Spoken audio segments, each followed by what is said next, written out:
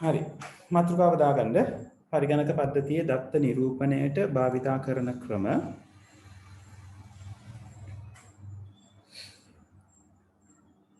right. එතකොට මෙතනදී අපි කතා කරන්නේ මම අර කලින් කිව්වා වගේ කොහොමද කම්පියුටර් එක ඇතුලේ data කියන එක represent කරලා තියෙන්නේ. right. අපි keyboard එකෙන් data input කරනවා. අපි pen drives වලින් ගෙනල්ලා data computer එකට save කරගන්නවා, store කරගන්නවා. right. විවිධ විදිහට අපි internet එකෙන් download කරගන්නවා. right. අපි computer එකේ තියෙන data store කරලා තියෙන data retrieve කරනවා, බලනවා. right. එතකොට මේ දත්ත කොහොමද පරිගණකයේ තියෙන්නේ කියන එක ගැන තමයි මෙතෙන්දී කතා බහ වෙන්නේ. right. හරි. එතකොට මේ පාඩමේ ඔයගලන්ට මුලින්ම පොඩි ප්‍රවේශයක් අරගෙන තියෙනවා. keyboard එකේ තියෙන ප්‍රශ්නයක් අහුවද කවුරු හරි?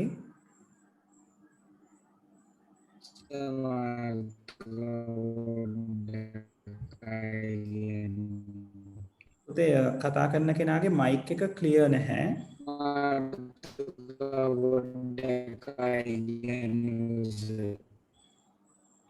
මාතෘකාව අහනවද? right. මාතෘකාව කියන්නේ හරි. ටක් ගාලා මාතෘකාව දාගන්න.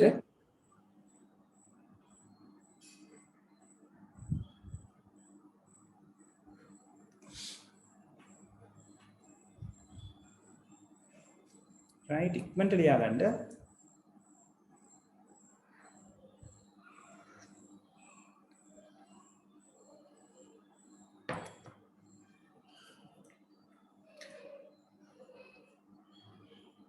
හරි. හරි සර්. එතකොට මෙතන අපි කතා බහ කරලා තියෙනවා මේ ඒගොල්ලෝ මුලින් පොඩ්ඩක් නිදර්ශනයක් පෙන්නලා තියෙනවා මේ keyboard එකේ තියෙන key එකක් ඒ අකුර press කරාම මොකද්ද සිද්ධ වෙන්නේ කියන එක. නේද? දැන් අපි දන්නවා keyboard එකේ keyboard එකට යටින් තියෙනවා keyboard එකේ circuit එක. right. ඒක sheet එකක් විදිහට තමයි කියන්නේ print කරපු circuit එකක් තියෙන්නේ. right. එතකොට අපි keyboard එකේ key එක press කරාම ඒ circuit එක හරහා අපිට පුළුවන් ඒ circuit එක හරහා keyboard එක සංඥාව දෙනවා ඔයගලන්ගේ machine එකේ තියෙන central processing unit එකට. right. ඒ central processing unit එකට යන්නේ RAM එක හරහා ගිහිල්ලා ඒ අදාළ processor වගේ computer එකේ තියෙන processor එකට detail එක යනවා. ඊට පස්සේ processor එකෙන් අඳුන ගන්නවා right. දැන් user keyboard එකේ ඒ අකුර press කරලා තියෙන්නේ. ඒ අකුර press කරාම අපිට පෙන්වන්න උවමනා වෙන්නේ ඒ කියන අක්ෂරය screen එකේ. ඊට පස්සේ processor එක inform කරනවා output device එකට අපේ monitor එක කියන output device එකට ඒ අකුර දැන් display කරන්න කියලා. එතකොට දැන් word processing software එකක අපි type කරනකොට සිද්ධ වෙන්නේ ඔන්න ඔය වැඩේට අදාළ ක්‍රියාව. right. එතකොට මේ ඒ අකුර කියන එක processor එක අඳුනගන්නේ ඒ අකුර කියන විදිහට නෙවෙයි. right. processor එක අඳුනගන්නේ ඒකේ තියෙන එක සහ බිංදු වලින් හැදිච්ච රටාවක් විදිහට. right. අපි කියනවා binary code එකක් විදිහට කියලා. right. RAM ROM ගැන මම විස්තර කියන්නම් සස්මිත. එතකොට ඒ binary code එකෙන් තමයි මේ execute කරන්න ක්‍රියාත්මක කරන්න අවශ්‍ය කෙනාව අඳුනගන්නේ. ඒක අඳුනගෙන ඒකට අදාළව ප්‍රතිචාර දැක්වීමේදී අපේ graphic card එකත් එක්ක එකතු වෙලා ආ ඒ කියන අකුර user ට නැත්තම් පාවිච්චි කරන අපිට පෙන්වන්න කටයුතු කරනවා. right. ඒතර මේක computer එකට ඒ අකුර ඒ අකුරක් විදිහට නෙවෙයි පේන්නේ. computer එක ඇතුලේ තියෙන components වලට පේන්නේ මේව ones and zeros ගොඩක්. එක සහ බිංදු ගොඩක් විදිහට. right. ඒක එක එක විදිහට නිරූපණය වෙනවා. එක එක රටාවන් වලින් නිරූපණය වෙනවා සහ මේ රටාවන් එකිනෙකට වෙනස්. right. ඒ අකුරට තියෙන රටාව නෙවෙයි B අකුර වෙනුවෙන් තියෙන්නේ. B අකුර වෙනුවෙන් තියෙන රටාව නෙවෙයි C අකුර වෙනුවෙන් තියෙන්නේ. ඒවා එකිනෙකට වෙනස් සහ එකිනෙකාට අනන්‍යයි. right. unique කියලා අපි කියනවා. right. එතකොට මේ කියන එක සහ බිංදු වලින් හැදිච්ච කේතය නැත්නම් කෝඩ් එක අපිට ගණිතයට අදාළව කතා බහ කරනකොට අපි කතා කරනවා මේ එක සහ බිංදු වලින් නිරූපණය කරන්නේ දෙකේ පාදයේ සංඛ්‍යා පද්ධතියට අදාළ වෙන සංඛ්‍යාවක් කියලා. right. ඔන්න ඔය පොයින්ට් එකේදී තමයි අපිට මේ කම්පියුටින් වලට අදාළව තියෙන සංඛ්‍යා පද්ධති මොනවාද කියන එක හඳුනා ගැනීමට අවශ්‍ය වෙන්නේ. right?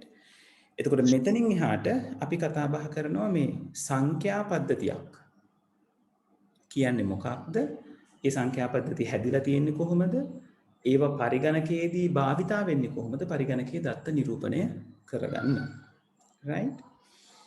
දැන් මේ සංඛ්‍යා පද්ධතිය යටතේ අපි ප්‍රධාන වශයෙන් සංඛ්‍යා පද්ධති 4ක් ගැන කතා කරනවා. 4ක් කියලා කියන්නේ ඇත්තටම අපි මේකේ අලුතෙන් කතා කරන්නේ 3 දෙනයි.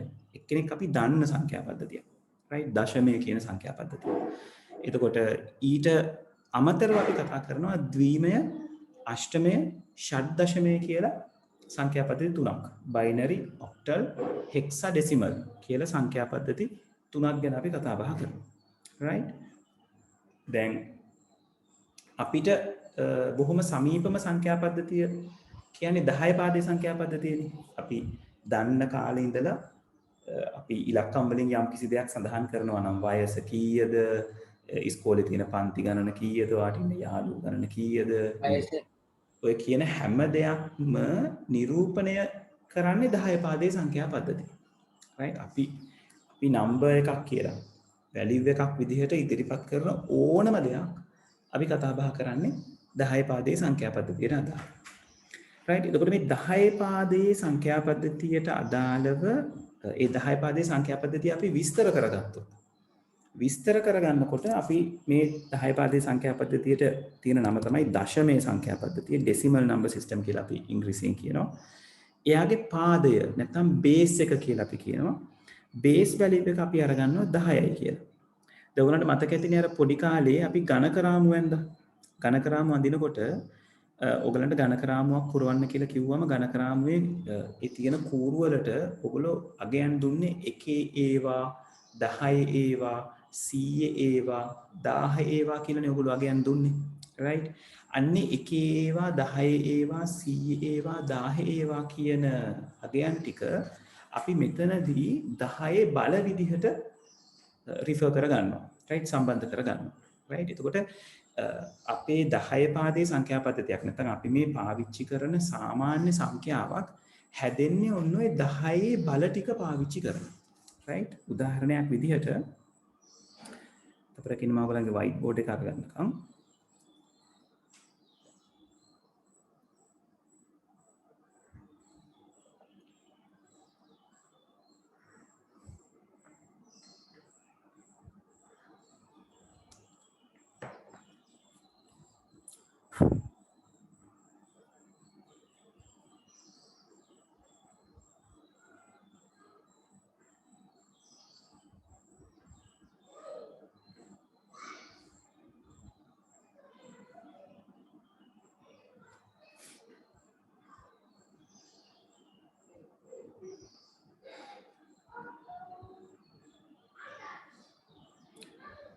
සස්මිත පන්ති ඉවර වෙන වෙලාවට ප්‍රශ්න අහන්න ඕනේ ආයෙසරයක් මතක් කරලා. ඒතර මම උත්තර දෙන්නම්.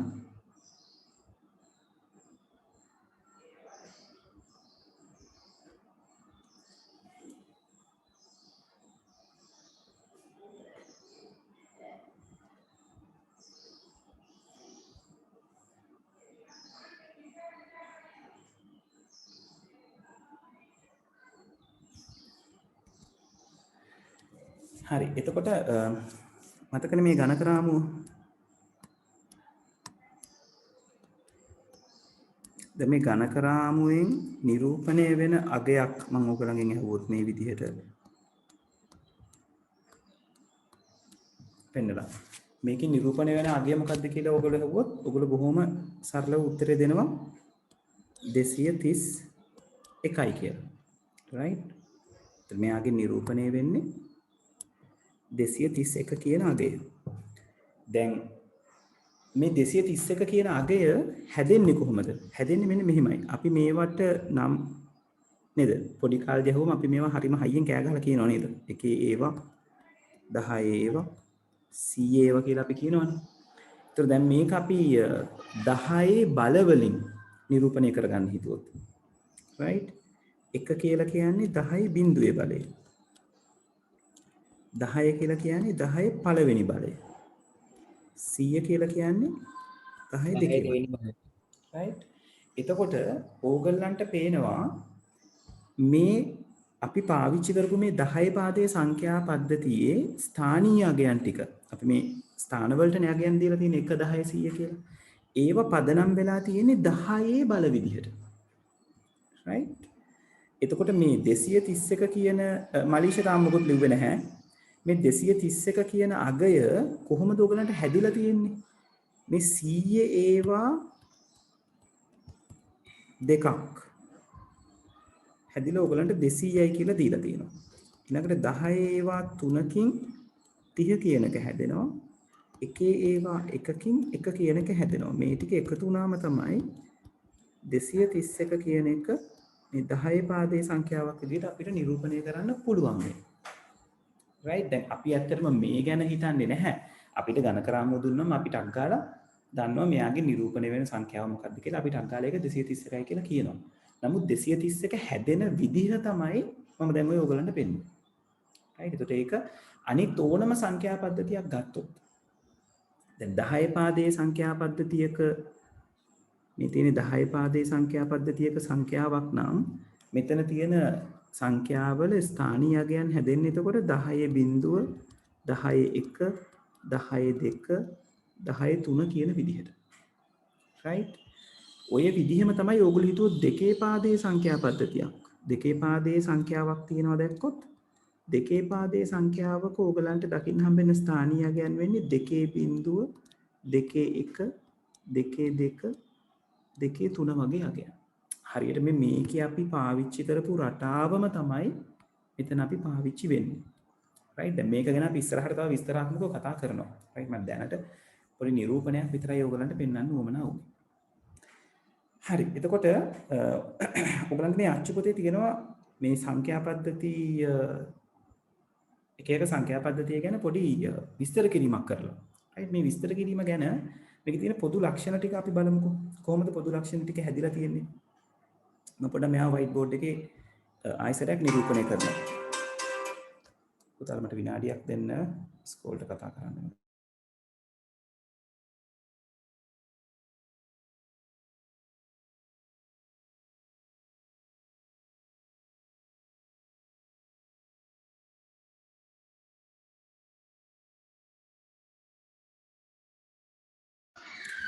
හරි. අපි සංඛ්‍යා පද්ධති ටික ගැන හිතුවොත් නේද?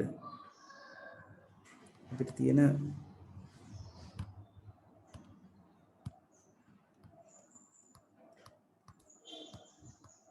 සංඛ්‍යා පද්ධතිය right ඊළඟට අපි මේකට කියනවා බේස් එකට කිව්වේ පාදාගය කියලා නේද? ඔව්. පාදය සහ යාගේ තියෙන භාවිතා කරන ඉලක්කම් ආකාරාදී අනුලක්ෂණ. right ඒක මම කෙටියෙන් අනුලක්ෂණ කියලා අරගන්න. right මේ ඔයගොල්ලන්ට තේරෙයි මම මේක මේ අඳින්නේ පාදයයි අනුලක්ෂණයි අතර හරි ලස්සන සම්බන්ධතාවයක් තියෙනවා. right අපි අරගත්තොත් දැන් අපිට තියෙනවානේ සංඛ්‍යා පද්ධතිය. අපිට තියෙනවා ද්විමේ සංඛ්‍යා පද්ධතිය. මේකට ඉංග්‍රීසියෙන් අපි කියනවා බයිනරි. පාදේ දෙකයි. right ඊළඟට අපිට ඉන්නවා අෂ්ටමය සංඛ්‍යා පද්ධතිය. right ඉංග්‍රීසියෙන් අපි කියනවා ඔක්ටල්. පාදේ 8යි. ඊළඟට අපි හැමෝම දන්න සංඛ්‍යා පද්ධතිය දශමය. මේකට අපි ඉංග්‍රීසියෙන් කියනවා ඩෙසිමල්. ඊළඟට අපිට අලුතෙන් එක්කෙනෙක් හම්බ වෙනවා. ෂඩ් දශමය. right hexadecimal. right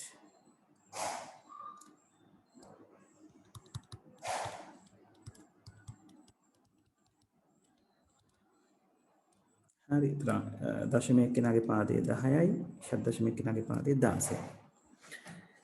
දැන් අපි මේ මුලින්ම දශමයේ සංඛ්‍යා පද්ධතිය ගැන හිතලා බැලුවොත් දශමයේ සංඛ්‍යා පද්ධතියේ ඕගලන්ට කිව්වොත් ඕනම සංඛ්‍යාවක් නිරූපණය කරන්න කියලා.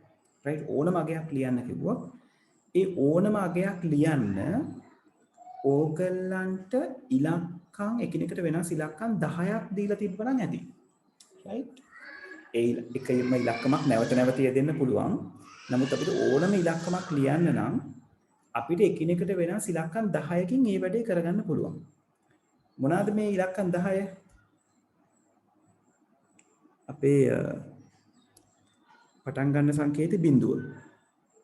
ඊට පස්සේ අපිට පුළුවන් 1 2 3 4 5 6 7 8 9 කියන ඉලක්කම් ටික පාවිච්චි කරලා අපි කැමති ඕනම සංඛ්‍යාවක් නිරූපණය කරන්න. right? ඒතර මේ සංඛ්‍යා මේ ඉලක්කම් වල ඉලක්කම් නැවත නැවත යොමු නැවත නැවත භාවිතා කිරීමක් කරන්න පුළුවන්. දැන් 777 ලියන්න වුණොත් අපිට 7 කියන ඉලක්කම 3 සැරයක් පාවිච්චි කරන්න වෙනවා. නමුත් මේ ඉලක්කම් 9 පාවිච්චි මේ ඉලක්කම් 10 පාවිච්චි කරලා ඕගොල්ලන්ට ලෝකයේ තියෙන ඕනම සංඛ්‍යාවක් හදාගන්න පුළුවන්. හදාගන්න බැරි සංඛ්‍යාවක් නැහැ. දැන් මේකේ සංකේත ටික පටන් අරගෙන තියෙන බිඳුව කියන සංකේතයෙන් නැත්නම් බිඳුව කියන අනුලක්ෂණය නැත්නම් බිඳුව කියන ඉලක්කමෙන්. මෙයා ගිහිල්ලා නතර වෙලා තියෙන කීයෙන්ද? 9. right? 9 කියන ඉලක්කමෙන් තමයි නතර වෙලා තියෙන්නේ. මේ මෙතන තියෙන එකිනෙකට වෙනස් අනුලක්ෂණ ප්‍රමාණය 10ක් තියෙනවා. ඒතර බලන්නකෝ මේ ලස්සන සම්බන්ධය. පාදයේ අගයට සමාන වෙච්ච අනුලක්ෂණ ප්‍රමාණයක් තියෙනවා 10යි. පටන් අරගෙන තියෙන බිඳුවෙන් මේ හැම සංඛ්‍යා පද්ධතියකම එකිනෙකට වෙනස් අනුලක්ෂණ පටන් ගන්න බිඳුවෙන්. right? මේ 10 පාදයේ සංඛ්‍යා පද්ධතිය ඉවර වෙලා තියෙන්නේ 9ෙන්. ඒ කියන්නේ 10ට වඩා එකක් අඩු අගයෙන් අනුලක්ෂණ ප්‍රමාණය නතර වෙනවා. එකිනෙකට වෙනස් අනුලක්ෂණ ප්‍රමාණය. ඔය සම්බන්ධතාවය ගැන අපිට හිතුවොත් දෙකේ පාදයේ සංඛ්‍යා නතර වෙන්න ඕනේ කොතනින්ද? ඔව් දෙකේ පාදයේ සංඛ්‍යා වල අනුලක්ෂණ නතර වෙන්න ඕනේ කොතනින්ද? බිඳුව එක. ඔව් බිඳුව තියෙනවා ඊට අමතරව එක එන්න ඕනේ නේද? පාදයට එකක් අඩු තැනින්. අෂ්ටමේ සංඛ්‍යා ටික නතර වෙන්න ඕනේ කොතනින්ද? 7ෙන්. very good. බිඳුව 1 2 3 4 5 6 7 කියලා නතර වෙන්න ඕනේ. ෂඩ් දශමයක නතර වෙන්න ඕනේ කොහෙන්ද? 15. 15න් right? හැබැයි අපිට ඕක 15ට ලියනකොට පොඩි ගැටලුවක් එනවා. 1 2 3 4 5 6 7 8 9 10 ලිව්වොත් ගැටලුවක් එනවා. මොකක්ද එන ගැටලුව? මෙන්න මේ 1 කියන සංකේතයයි බිඳුව කියන සංකේතයයි මම නැවත භාවිතා කරා වෙනවා. right? ඔය හේතුව නිසා ෂඩ් දශමයේ සංඛ්‍යා පද්ධතියේ 9න් පස්සේ 10 11 12 13 14 15 කියන සංඛ්‍යා ටික නිරූපණය කරන්න අපි පාවිච්චි කරනවා කැපිටල් ඉංග්‍රීසි අකුරු. 10ට කැපිටල් A, 11ට කැපිටල් B, 12ට කැපිටල් C, 13ට කැපිටල් D, 14ට කැපිටල් E සහ 15ට කැපිටල් F. right? එතකොට මේවායින් නිරූපණය වෙන සංඛ්‍යා මොනවාද? ඒ වලින් නිරූපණය වෙන 10 12 13 14 15 කියන අගය. සෑ 12 එතකොට 26 යන්න පුළුවන් සර්. ඇහෙන පුතේ? උපරිම 26 යන්න පුළුවන්. එතනින් එහාට? ඔව් උපරිම 26 තමයි. එතනින් එහාට ගියොත් එහෙනම් මොකද වෙන්නේ? අර අපේ මොනවාද? Double A. වාහනවල අංක හැදෙන්නේ ඒ විදිහට යනවා. right? සාමාන්‍යයෙන් අපි සංඛ්‍යා පද්ධති, ඒ කියන්නේ කම්පියුටර් එක සම්බන්ධයෙන් කතා කරනකොට සංඛ්‍යා පද්ධති අපි කතා කරන්නේ මේ 4 දෙනා. මේ 4 දෙනා ගැන කතා කරන්න හේතුවක් තියෙනවා. ඒක මම ඔයගලන්ට ඉස්සරහට පෙන්නන්නම්. ෂඩ් දශමයේ සංඛ්‍යා නිරූපණය වෙන්න තැන් තියෙනවා කම්පියුටර් එකේ. අෂ්ටමයේ සංඛ්‍යා නිරූපණය වෙන්න තැන් තියෙනවා. right? ඉස්සරහට අපි කතා කරමු කොතනද කොහොමද අපිට ඔක දකින්න හම්බෙන්නේ කියලා. right? හරි. එතකොට මේ විදිහට තමයි සංඛ්‍යා පද්ධතියයි පාදයයි අනුලක්ෂණයි කියන දේවල් ටික එකිනෙකට සම්බන්ධ වෙන්නේ. හරි. දැන් ටක් ගාලා ඔයගලන්ගේ සංඛ්‍යා පද්ධතිය කියන මාතෘකාවට යටින් right දත්ත නිරූපණය කියලා අපි මාතෘකාව ලියාගත්තේ නේද? ඔව්. අපි මෙහෙම දාගත්තේ පරිගණක පද්ධතිය දත්ත නිරූපණයට භාවිතා කරන ක්‍රම. ඒකේ යටින් අනුමාතෘකාවක් දාගන්න සංඛ්‍යා පද්ධති කියලා පද්ධතිය නෙවෙයි පද්ධති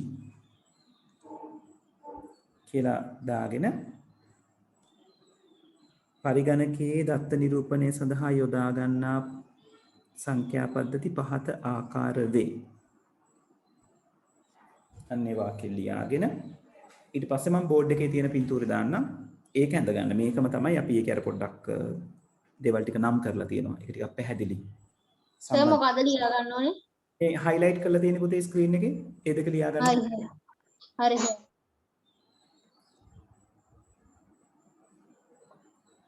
සර්. ඔයගොල්ලෝ ප්‍රැක්ටිකල් කරන්නේ නැද්ද? මොකද පුතේ? ඇහෙන්නේ නැහැ. ඔය ලෙසන් එකේදී ප්‍රැක්ටිකල් කරන්නේ නැද්ද? නෑ මේ ලෙසන් එකේ ප්‍රැක්ටිකල් නෑ. කැල්කියුලේෂන්ස් තියෙනවා. අපිට තියෙන ප්‍රැක්ටිකල් ලෙසන්ස් තියෙන්නේ 6 7 8 9 කියන පාඩම් හතරට. පස්වෙනි පාඩමේ යම් ප්‍රමාණයක් තියෙනවා පොඩි ප්‍රමාණයක් ප්‍රැක්ටිකල් ඔපරේටින් සිස්ටම්. 6 7 8 9 තමයි ප්‍රැක්ටිකල් ලෙසන්ස් දෙලා තියෙන්නේ අපිට.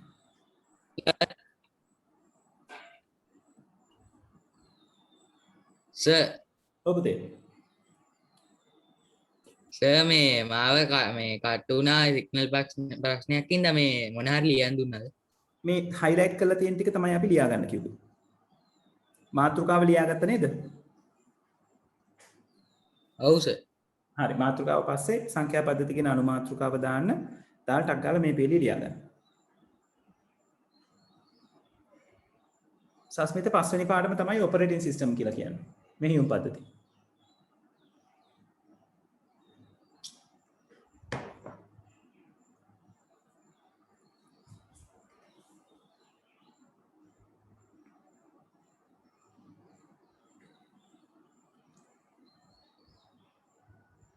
හරි දැන් මේ පාඩමේ ඉඳලා ඉස්සරහට මම සමහර පොතේ තියෙන සමහර නෝට්ස් ඔයගලන්ට ගෙදරදී ලියා ගන්න කියලා කියනවා.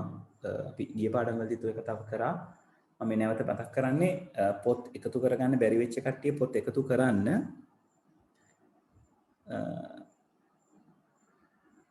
ඒ වගේම මේ පොත නැති කට්ටිය soft copy එකකින් හරි පොඩ්ඩක් refer කරගන්න වෙනවා. right නැත්නම් අපිට කාල වේලාව පොඩ්ඩක් මදි වෙනවා තියෙන තත්ත්වෙත් එක්ක. right එක්කෙනෙක් අහලා තිබුණා දැන් පාඩම් කරන්න පටන් ගන්න ඕනේද කියලා. පාඩම් කරනවා කියන එක ඕගොල්ලෝ ගොඩක් කට්ටිය පාඩම් කරපු විදිහට තමයි මාත් විභාගෙට පාඩම් කරේ. ඒ කියන්නේ විභාගේ ලඟ වෙනකොට පාඩම් කරනවා. හැබැයි කැම්පස් එකේදී මම මේ පාඩම් කරන ක්‍රමය වෙනස් කරගත්තා. මම කරන්නේ එදාට දෙන දේ ඊළඟ දවසේ ලෙක්චර් එකට යන්න කලින් ඕකේද කියලා බලාගෙන යනවා. ඒකට ඒක මට යාළුවෙක් ඇහුවොත් යාළුවට කියලා දෙන්න පුළුවන්. මෙන්න මේක තමයි ගියසතිය කියලා දුන්නේ. මෙන්න මේ දේවල් ටික මෙන්න මේ විදිහට කරන්න පුළුවන්. ඕගොල්ලන්ට මම රෙකමන්ඩ් කරන ක්‍රමයක් ඒක. right ඒක නිසා විභාග දවසේ වෙනකන් ඉන්න එපා පාඩම් කරන්න. right ගියසතිය කියලා දීපු දේවල් ටික ඔයා මේ සතියේ ක්ලාස් එකට එන්න කලින් ඔයාට පුළුවන් ද කියන එක ඔයාම ෂුවර් කරගන්න. සර් ග්‍රේඩ් 10 එකේ පාඩම් කරන නෝට් ගොඩක් තියෙනවද IT? පාඩම් කරන්න කියලා දේවල් ගොඩක් නැහැ. ඔයාට තියෙන්නේ ප්‍රැක්ටිස් කරන්න. ගොඩක් වෙලාවට ඕගොල්ලෝ පාඩම් කරනවා කියලා මේ පොත බලාගෙන පාඩම් කිරීමක් නේ කරන්නේ. එහෙම හරියන්නේ නැහැ. ඕගොල්ලෝ කරන්න ඕනේ පුළුවන් තරම් ප්‍රශ්න කරන එක.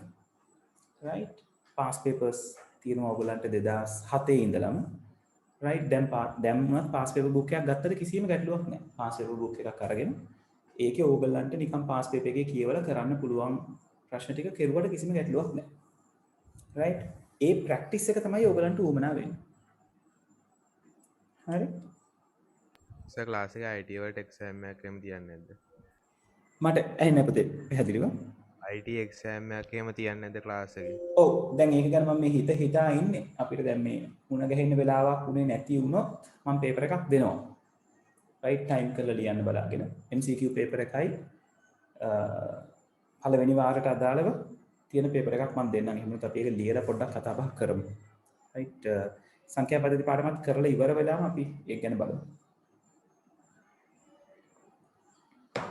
හරි ඉවරයිද ලියාගෙන අපි මෙන්න මේක ලියාගමු ඔව් සර්. ඔව් සර් ඉවරයි.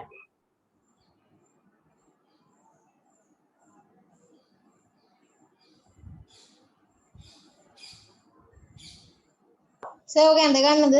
ඔව් ගන්න රයිට් ඔයගලන්ට පුළුවන් නම් ඔය බිඳුව වෙන පාටකින් ලියා ගන්න මම ලියලා තියෙන විදිහට සර් බිඳුව විතරද? ඔව් බිඳුව විතරයි අනිත් ටික මම මේක මේ වගුව අඳින්න ඕනේ. ඔව් ඔව් සම්පූර්ණ වගුව අඳින්න ඒකයි මම මේ දාලා තියෙන්නේ ඒක මේ අනිත් බිඳුවත් එක්ක අනිත් ඉලක්කමුත්. ඔව් ඔව් අපිට සංඛ්‍යා පද්ධතිය නැත්තම් විස්තර කරගන්න බැරි වෙනවනේ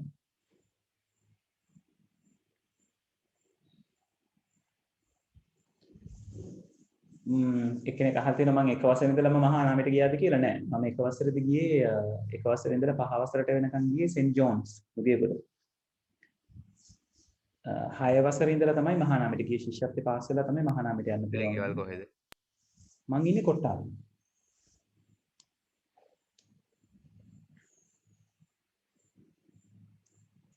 හරි ඔය අපි කතා කරන ගමන් වැඩේ ඉවර කරගන්න ඕනේ හරි සර් කරනවා.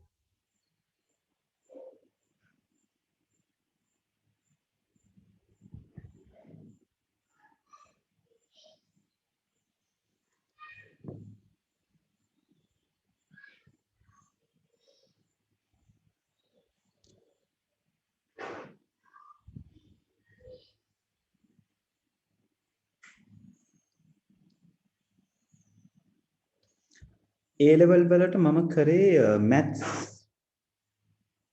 මං ඉස්කෝලේ යන කාලේ මම A level කරන්නේ 2003 අවුරුද්දේ එතකොට ටෙක් කියලා සබ්ජෙක්ට් එකක් තිබුණේ නැහැ පුතේ ටෙක් හඳුන්වලා දෙන්නේ මට ටීචින් හම්බෙලා ටීච් කරන්න පටන් ගත්තා ඊට පස්සේ 2013 හෝ 14 වගේ කාලේ තමයි ටෙක් හඳුන්වලා දෙන්නේ 2013 මට මතක විදිහට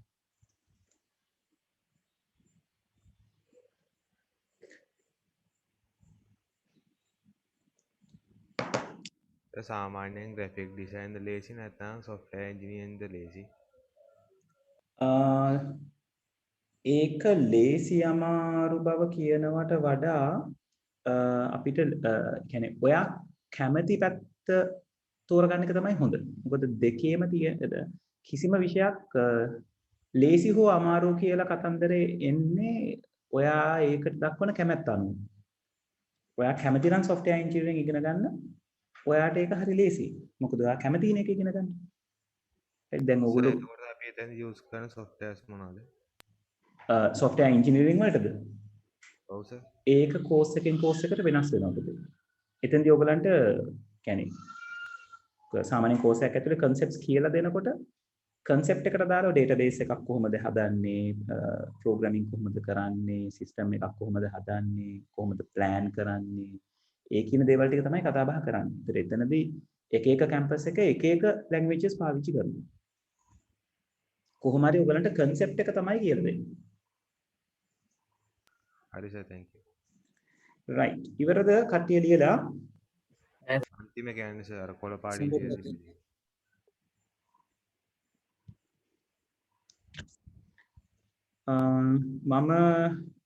මට කැම්පස් දෙකකට යන්න පුළුවන් වුණා එකක් ප්‍රයිවට් කැම්පස් එකක් ඒකේ තමයි මම මගේ කම්පියුටර් ඩිග්‍රී එක ඉවර කරේ NIBM එකේ තමයි මම කම්පියුටර් වලට අදාළ ඩිග්‍රී එක කරේ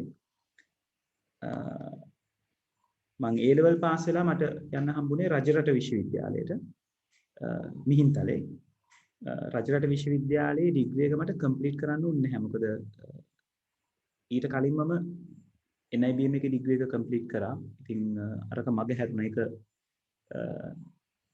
මට හිතෙනවා හරි අපරාධ වගේ ඒක මග හැරියේ කියන එක. නමුත් මම මේ පැත්තේ කියන්නේ කම්පියුටර් ඩිග්‍රී එකට වැඩිපුර කන්සන්ට්‍රේට් කරලා හිටියා. ඒක නිසා මට කම්පියුටර් ඩිග්‍රී එකත් එක්කම රජරට විශ්වවිද්‍යාලයේ ඩිග්‍රී එක කම්ප්ලීට් කරගන්න උනේ නැහැ. නමුත් අපරාධේ ඒකත් කම්ප්ලීට් කරගන්න තිබ්බනම් සෑහෙන වටිනවා.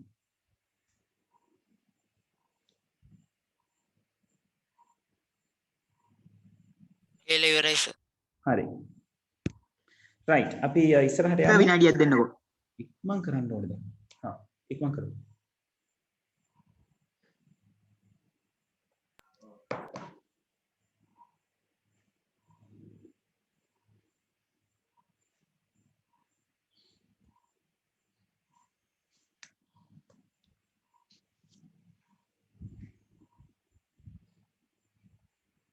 හරි සර්. හරි right. හරි ඊළඟට අපි කතා බහ කරනවා මේ පරිගණකයේ දත්ත නිරූපණය කරන්න මේ එක සහ බිංදු පාවිච්චි කරන්නේ කොහොමද කියන එක. මම මේ කියන්නේ සරල අයිඩියා එකක් කරනවා. right දැන් අපි අර මුලදී කතා කරේ. ඒ කියන්නේ මේ කියන කෙනාව නිරූපණය කරන්න අපිට ද්විමේ කේතයක් පාවිච්චි කරන්න පුළුවන්. ඒතර ඔයගොල්ලෝ මේ සංඛ්‍යා පද්ධති ටික ඉගෙනගෙන ඉවර වුණායින් පස්සේ අපි කතා කරනවා දත්ත නිරූපණය සඳහා පරිගණකයේ භාවිතා කරන ක්‍රමවේද මොනවද කියන එක. කියන්නේ කෝඩින් සිස්ටම්ස් මොනවද කියන එක. right එතකොට ඒ වගේ දැන් මේ වෙනකොට අපි පරිගණකයේ පාවිච්චි කරන්නේ යුනිකෝඩ් කියන කෝඩින් සිස්ටම් එක. ඒතර යුනිකෝඩ් එක හැම කැරක්ටර් එකකටම යුනිකෝඩ් එකක් අසයින් වෙලා තියෙනවා. යුනිකෝඩ් එක කියලා කියන්නේ 1/16කින් හැදිලා තියෙන කෝඩ් එක. එතකොට අපේ කීබෝඩ් එකේ අපි පාවිච්චි කරන හැම කැරක්ටර් එකකටම 1/16කින් හැදිච්ච එකිනෙකට වෙනස් කෝඩ්ස් තියෙනවා. කීබෝඩ් එකේ තියෙන ඒවා වලට විතරක් නෙවෙයි ඕගොල්ලෝ පරිගණකයේ පාවිච්චි කරන ඕනම ඩේටා එකකට. right ඒක පින්තූරයක් වේවා, ඉමෝජි එකක් වේවා, අයිකන් එකක් වේවා මේ හැම එකකටම දැන් පින්තූරයක් නම් පින්තූරය ඇතුලේ පාවිච්චි කරලා තියෙන වර්ණයෙන් වර්ණයට කෝඩ් එකක් තියෙනවා. right ඒක බොහොම සංකීර්ණ නිරූපණය කිරීමක්. right ඒ විදිහට මේ එක සහ බිංදු කියන එක තමයි පරිගණකයේ දත්ත නිරූපණය කරගන්න පාවිච්චි කරන්නේ. දැන් මේ එක සහ බිංදුව කියන එක ඇත්තටම අරගත්තොත් අපි ඇත්තටම හිතුවොත් පරිගණකයේ එක සහ බිංදුත් නෙවෙයි පාවිච්චි වෙන්නේ. පරිගණකය කියලා කියන්නේ මේ කරන්ට් එකෙන් වැඩ කරන කෙනෙක් නේ. විදුලි බලය පාවිච්චි කරලා වැඩ කරන කෙනෙක්. එතන මේ සර්කිට් එකක විදුලි බලය කියන එක පාවිච්චි කරනවා සර්කිට් එකේ තියෙන සිග්නල්ස් එහෙ මෙහෙ යවන්න. right නැත්නම් සිග්නල් එකක් ජෙනරේට් කරන්න ඇති.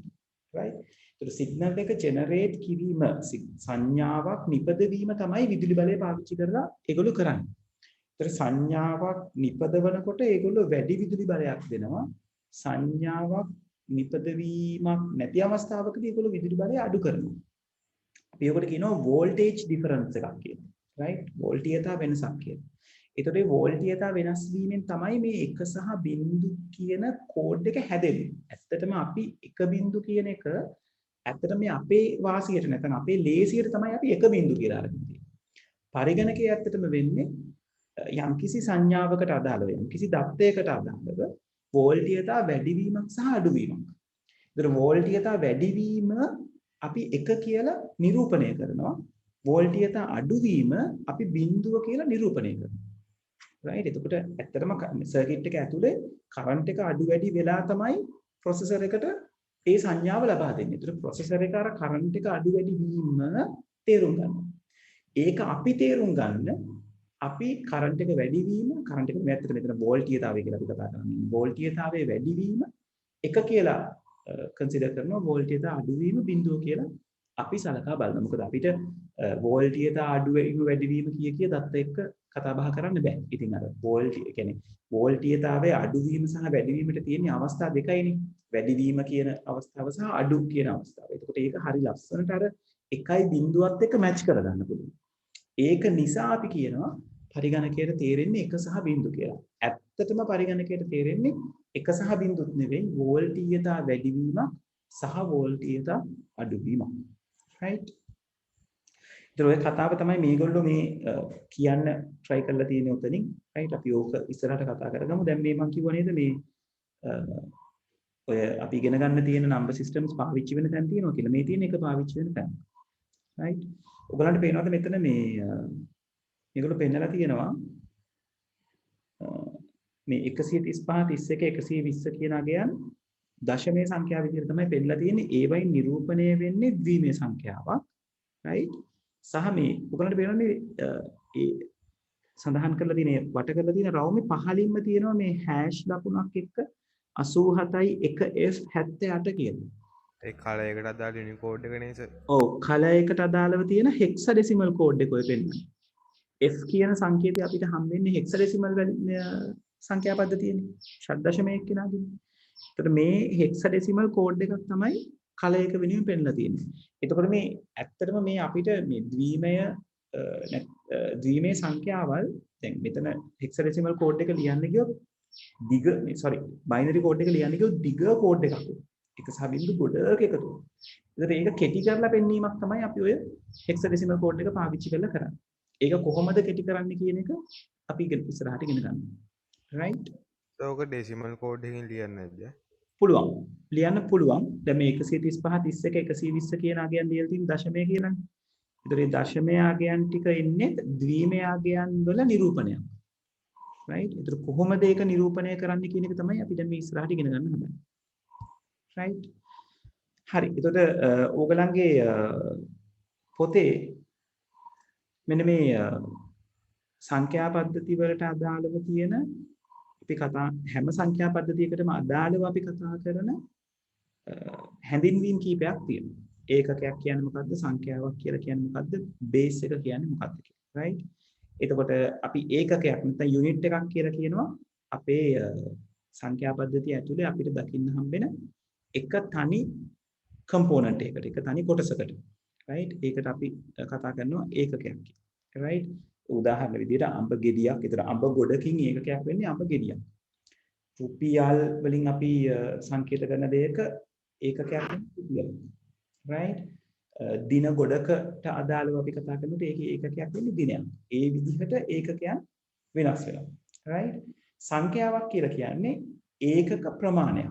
right? කියන්නේ ඒකක යම් ප්‍රමාණයක් quantity එකක් නිරූපණය කිරීමක්. ඒකට අපි 100යි 10යි 20යි 30යි 40යි කියලා කතා කරන්නේ යම් ආකාරයක නිරූපණය කිරීම. right?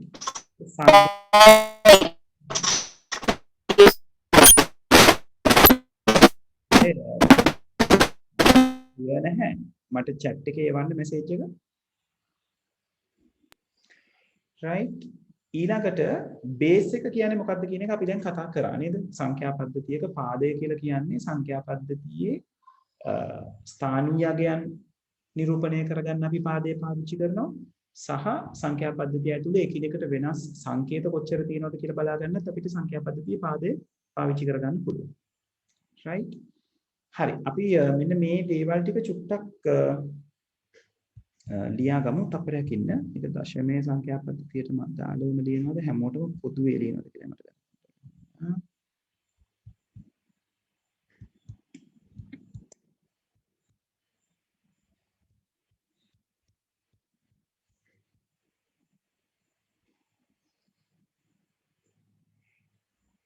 ඔව්.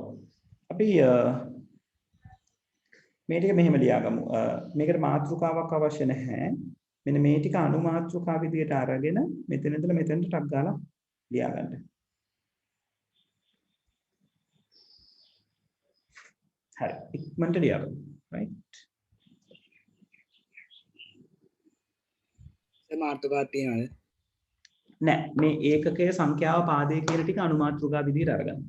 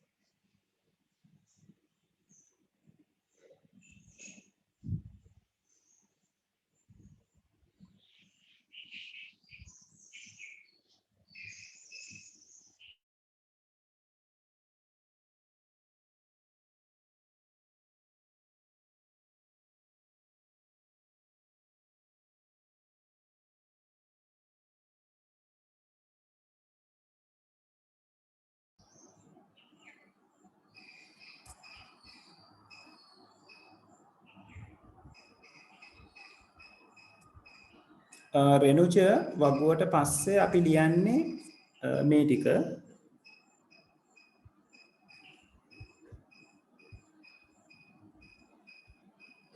මේ highlight කරලා තියෙන ටික ලියා ගන්න.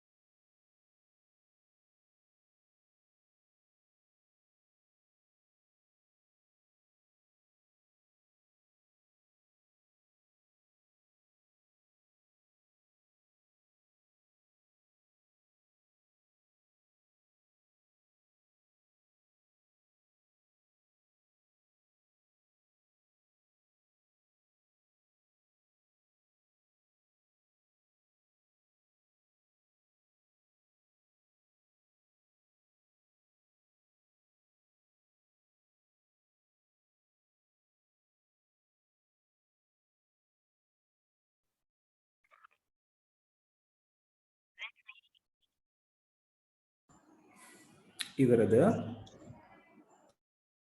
අන්තිම එක සර්. නෑ සර්. හරි ඉක්මන් කරමු.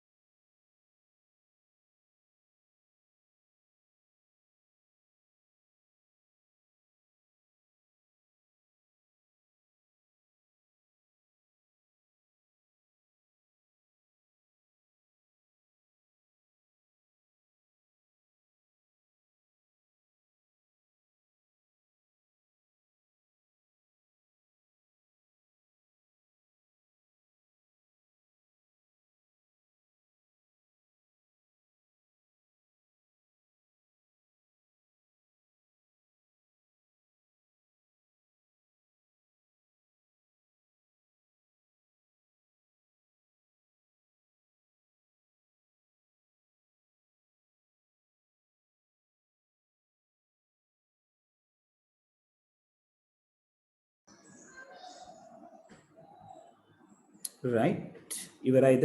අපි ඉස්සරහට යමුද? එක්කෙනෙක් ලියලා ඉවරයි. සර් විනාඩි 5ක්. හා නෑ සර් 5ක් නේ විනාඩි 2ක්. හරි ඉක්මන් කරන්න.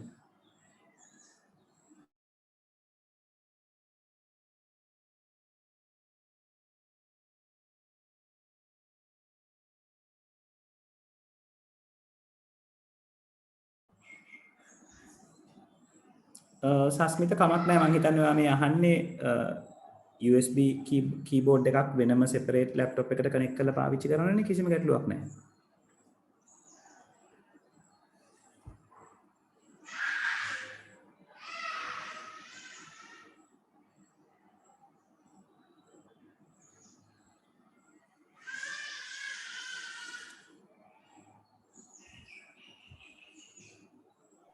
ඉවරයි සර්.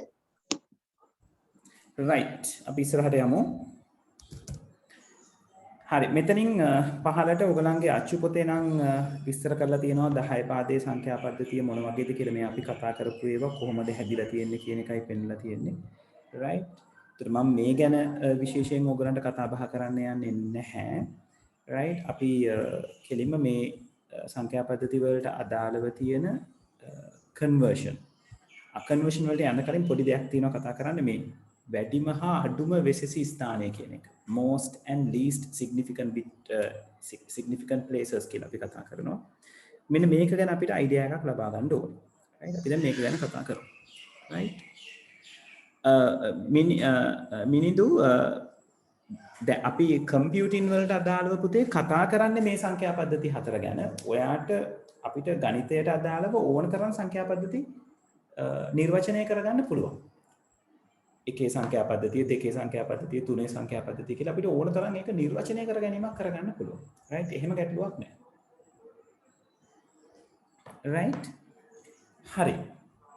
මොකද්ද මේ වැඩිම සහ අඩුම වෙසෙසි ස්ථානීය ගැන කියලා කියන්නේ? දැන් මෙතනදී මේ කතා කරන්නේ සංඛ්‍යාවක් දීලා තියෙනකොට සංඛ්‍යාවකට දරන්න පුළුවන් අඩුම අගය තියෙන තැන සහ වැඩිම අගය තියෙන තැන. right? දැන් ඔයගලන්ගේ ඝනක රාමුවේ කියන මේ උදාහරණයෙන් මම අරගත්තොත් නැවත පහලට. right? මම ඇඳුත් මෙන්න මෙහිම ඝනක රාමුවක්.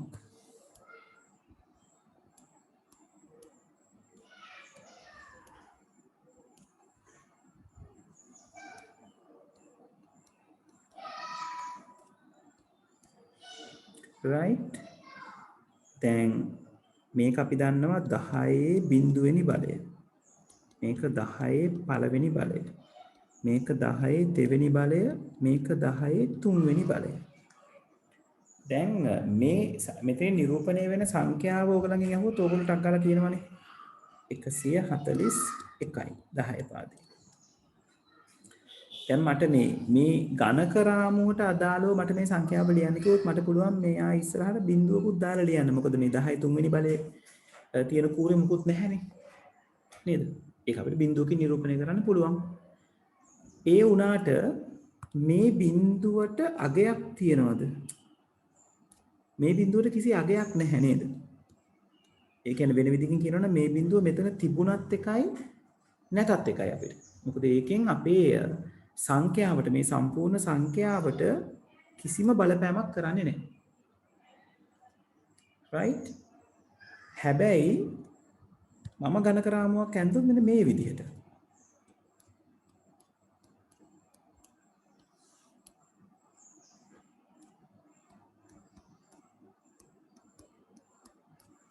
ඔව්. මෙතනින් නිරූපණය වෙන අගය මොකද්ද? 1023යි. 10 පාදේ. නේද? එතකොට මෙන්න මේ බිඳුව අපිට නොසලකා හරින්න බෑ. ඒ ස්ථානයට අදාළව සංඛ්‍යාත්මක අගයක් නැති වුණාට අපිට ඒ බිඳුව නොසලකා හැරලා 123යි කියලා මේක ලියන්න බෑ. right? එතකොට ඔන්න ඔය වගේ සංඛ්‍යාවක් අරගත්තම සංඛ්‍යාවේ ඉලක්කම් පිහිටලා තියෙන තැන අනුව ඒ සංකේතවලට අගයක් නිරූපණය කරන්න පුළුවන්ද බැරිද කියලා තර්කයක් එනවා. දැන් මේ බිඳුව අරගත්තොත් මෙයාට අගයක් නැහැ. right? මෙතන ඉන්න බිඳුව. හැබැයි මේ බිඳුව අරගත්තොත් මෙයාට අගයක් තියෙනවා පැහැදිලිව. අපිට බිඳුවත් එක්ක තමයි ඔය ගැටුම තියෙන්නේ. 1 2 3 4 5 අනිත් සංකේත තිබ්බොත් අපිට බොහොම පැහැදිලිව කියන්න පුළුවන් අගයක් තියෙනවා කියලා. බිඳුව වැටෙන තැන අනුව තමයි අපිට ගැටලුව වෙන්නේ නේද? දැන් ඔයගොල්ලෝ ගණිතයට අදාළව ඉගෙනගෙන තියෙනවානේ. අපි ලිව්වොත් 123.5යි බිඳුව කියලා. අපි දන්නවා මේ බිඳුවට කිසිම අගයක් නැහැ කියන එක. right? මෙයාට අගයක් නොමැත. හැබැයි ওই බිඳුව ඉන්න තැන මාරු වුණොත් මෙහෙම 123.5 අන්න එහෙම වුණොත් මේ බිඳුව අපිට නොසලකා හරින්න බෑ. එයාට අගයක් නැහැ. නමුත් නොසලකා හරින්න බෑ. එහෙම වුණොත් අපේ සංඛ්‍යාව නිරූපණය කිරීම වර්ධිනවා. right? ඔන්න ඔය තර්කයක් එක්ක අපිට තියෙනවා සංඛ්‍යාවල වැඩිම වෙසෙසි ස්ථානය, කියන්නේ වැඩිම අගයක් පෙන්වන සංකේතය සහ අඩුම වෙසෙසි ස්ථානය, අඩුම අගයක් පෙන්වන සංකේතය ගැන අයිඩියා එකක් අරගන්න. මොකද ඔක කම්පියුටින් වලදී අපිට උවමනා වෙනවා ඔය කියන ස්ථාන දෙක. right? යම් යම් නිරූපණය කිරීම කරනකොට. හරි. එතකොට මේ අඩුම වෙසෙසි ස්ථානය සහ වැඩිම වෙසෙසි ස්ථානය කියන එක අපිට මේ විදිහට කතා බහ කරගන්න පුළුවන්. දැන් මේකේ විභාගෙදී අපිට කතා කරන්න වෙන්නේ අද අපි ක්ලාස් එක 5:45 වෙනකන් යනවා. right? 4 කාලට පටන් ගත්ත නිසා. right? ඒතර මේක විභාගෙදී ඔයගලන්ට උමනා වෙන්නේ ඔයගලන්ට සංඛ්‍යාවක් දීලා ඔයගලන්ට අඳුන ගන්න කියනවා. නැත්තම් උත්තරය අහනවා වැඩිම වෙසෙසි සංඛ්‍යාව සහ අඩුම වෙසෙසි සංඛ්‍යාව කුමක්ද කියලා. ඒකට ඔයාලට අඳුන ගැනීමේ හැකියාව තියෙන්න ඕන. right? හරි. දැන් මේ අඩුම වෙසෙසි සංඛ්‍යාව සහ වැඩිම වෙසෙසි සංඛ්‍යාව අඳුන ගන්නකොට අපිට සිද්ධ වෙනවා මේක කතා බහ කරන්න පූර්ණ සංඛ්‍යාවලට වෙනමත් දශම සහිත සංඛ්‍යාවලට වෙනමත්. right? අපි පස්සේ මේ දෙකම එකතු කරලා අපි ඒ ගැන පොඩි සමරි එකක් අරගන්නවා. නමුත් අපි මේක පැහැදිලි කරගන්නකොට මේක වෙන වෙනම අපි කතා බහ කරන්නේ. right? එතකොට ඔන්න මම මෙතනින් මාතෘකාව දාගන්නවා.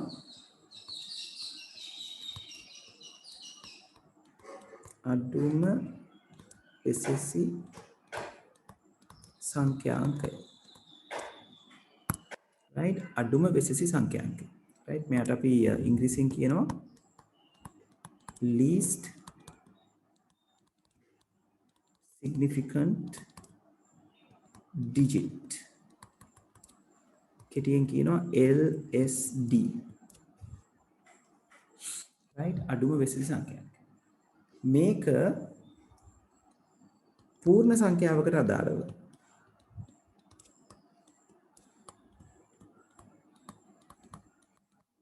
පූර්ණ සංඛ්‍යාවක අඩුම වෙසෙසි සංඛ්‍යාංකය කියලා කියන්නේ දකුණු පස කෙළවරේ පිහිටන ඉලක්කම right පූර්ණ සංඛ්‍යාවක අඩුම වෙසෙසි සංඛ්‍යාංකය කියලා අපි කියන්නේ දකුණු පස කෙළවරම පිහිටන ඉලක්කම නැත්නම් සංකේතය. ඒතර එතනදී මොන සංකේතයද කියන එක අපිට දාලා නැහැ. සංඛ්‍යා පද්ධතියකට අදාළ සංකේත අපි දන්නවා හඳුනා ගන්න පුළුවන් අපි හතරක සංකේත දන්නවා. ඒ සංකේත වලින් ඕනම සංකේතයක් තියෙන්න පුළුවන් අඩුම වෙසෙසි සංඛ්‍යාංකය විදිහට. right පූර්ණ සංඛ්‍යාව. right එහෙනම් මම මේක ලියනවා පූර්ණ සංඛ්‍යාවක දකුණු පස කෙළවරේ පිහිටි සංකේතය right එතකොට අපිට මොකක්ද ගන්න පුළුවන් උදාහරණයක් අපි අරගමුකෝ මෙතන දානවා සංඛ්‍යාව මෙතන දානවා මම මේක කෙටියෙන් ලියනවා LSD least significant digit එතකොට මම සංඛ්‍යාවක් ගත්තොත් 25 කියලා අඩුම වෙසෙසි සංඛ්‍යාව තමයි 5 මම සංඛ්‍යාවක් ගත්තොත් 250 කියලා අඩුම වෙසෙසි සංඛ්‍යාව 0 මම ගත්තොත් තනි සංඛ්‍යාවක් 3 කියලා අඩුම වෙසෙසි සංඛ්‍යාව තමයි 3 මොකද යානේ දකුණු පස කෙළවරේම ඉන්න කෙනා right ඔය විදිහට අපිට පුළුවන් පූර්ණ සංඛ්‍යාවකට අදාළව අඩුම වෙසෙසි සංඛ්‍යාව නිරූපණය කරන්න පැහැදිලිද chat එකේ message එකක් එවන්න mic on කරන්න එපා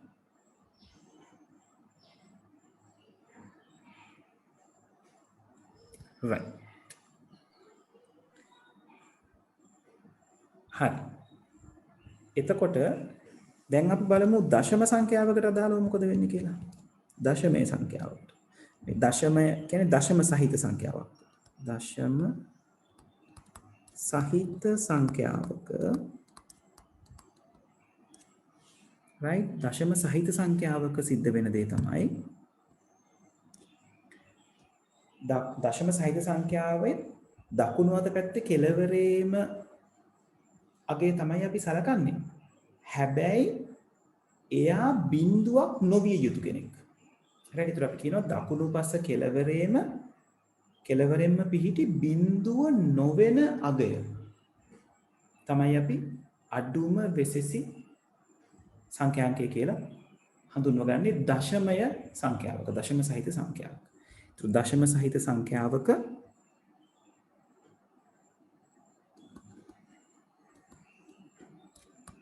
දකුණු පස කෙළවරම ඇති බිඳුව නොවන සංකේතය right එතකොට මේගොල්ලන්ට උදාහරණ කොහොමද ඔන්න සංඛ්‍යාව ඔන්න LSD right මම අරගත්තොත් 2.57 LSD එක වෙන්නේ 7 35.5 බිඳුව නේද දකුණු පස කෙළවරේම තියෙන බිඳුව නොවන අගය එහෙම වුණොත් 5 මොකද බිඳුව අපි සලකන්නේ නැහැ right බිඳුවයි දශම බිඳුවයි 3යි බිඳුව වුණොත් දකුණු පස කෙළවරේම තියෙන බිඳුව නොවන අගය කියන්නේ දකුණු පස කෙළවරේම බිඳුවක් තියෙනවා එහෙනම් එයාව නොසලකා හැරලා ඊළඟට තියෙන එක්කනව සලකනවා ඒ කියන්නේ 3 හරි පැහැදිලිද right හරි එහෙනම් අපි ලියාගමු මේක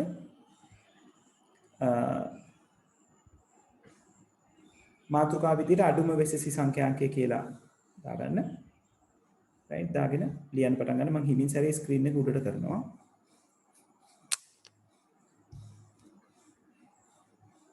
මොකක්ද සර් මාතෘකාව කිව්වේ? මෙතන පුතේ මම ලියලා තියෙන්නේ කළු පාටින්.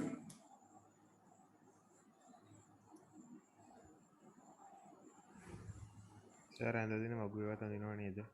ඔව් ඔව් මේ තියෙන පේන්න තියෙන ඔක්කොම ටික ලියා ගන්න ඕනේ. ඔය මාතෘකාව තියෙන ගත්තස අඩුම වෙස්සෙක් වෙස්සෙසි. සර් උඩ තියෙන එක ලියන්නේ නැද්ද? මොකද්ද පුතේ උඩ තියෙන එක? අර කොළ පාටින් ලියලා තියෙන්නේ. නෑ නෑ නෑ ඒ වෙපයි. ඒක එපා.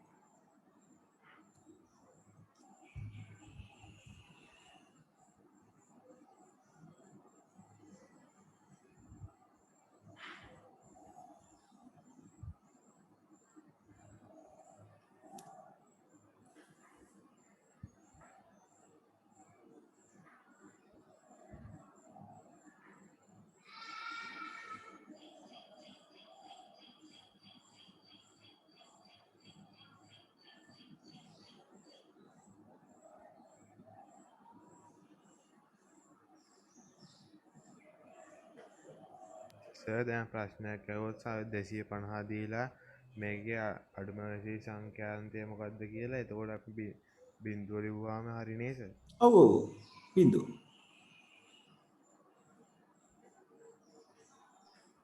මේ වගුවත් අදින්න ඕනේද? අනිවාර්යයි පේන්න තියෙන ඔක්කොම ටික ලියා ගන්න ඕනේ.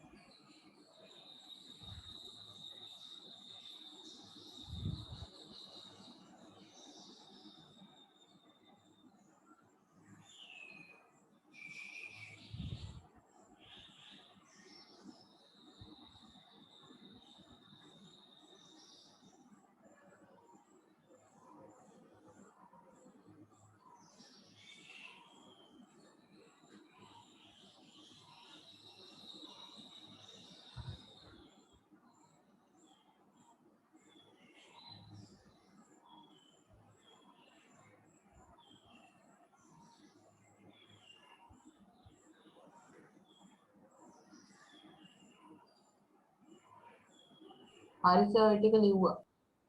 right හරි. සර් පොඩ්ඩයි නෝ.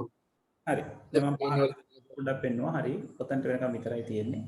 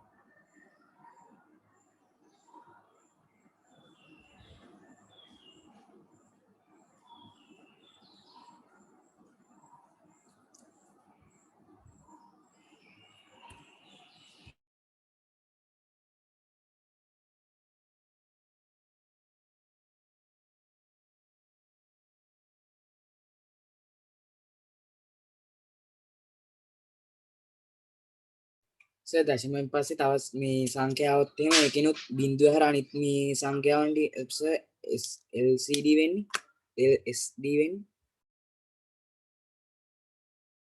පුතේ ආයෙ අහන්න. දැන් සර් අන්තිම එකේ දශම එකේ තියෙනනේ දශමයෙන් පස්සේ සංඛ්‍යා 3 සංඛ්‍යා 3ට වැඩිය තවත් ඒවා තිබ්බොත් ඒකේ මේ LSD කිය වෙන්නේ මේ හර අනිත් එකනේ. දකුණු පැත්තේ කෙළවරේම තියෙන බිඳුව නොවන අගය. ඒ කියන්නේ ඔයාලට මේක තිබ්බොත් 0.0.0.5ක් තිබ්බා කියලා හිතන්නකෝ. ඔව් සර්. ඒකට බිඳු 5ම අතහැරලා 3 තමයි තාමත් LSD එක වෙන්නේ. මේ සර්. හරි සර්. හරි? ඉවරයි සර්. හරි sir thank you.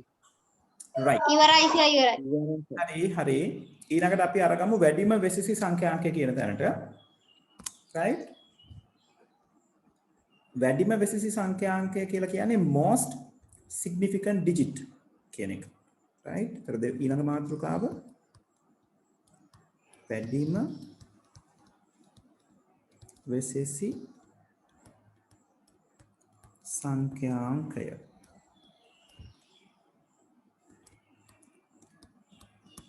most significant digit.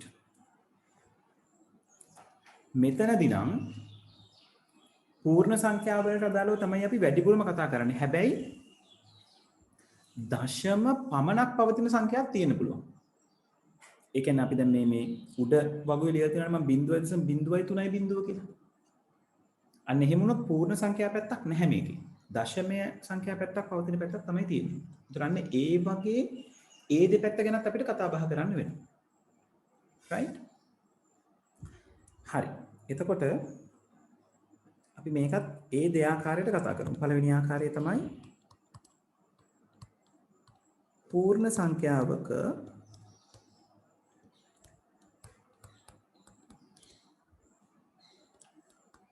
වම්පස කෙළවරෙහි. Sir ලියා ගන්නද? ඔගොල්ලෝ මාත් එක්ක ලියාගත්තට කමකුත් නැහැ. මට හැබැයි හදිසියෙත් පොඩ්ඩක් වැරදිලා මම මැකුවොත් එහෙම පොඩි ගැටලුවක් වෙන නිසා මම ලියලා ඉවරුනයින් පස්සේ ලියා ගන්න කමක් නැහැ. මේ වාක්‍ය ලියලා ඉවරුනයින් පස්සේ ඔගොල්ලෝ ලියා ගන්න.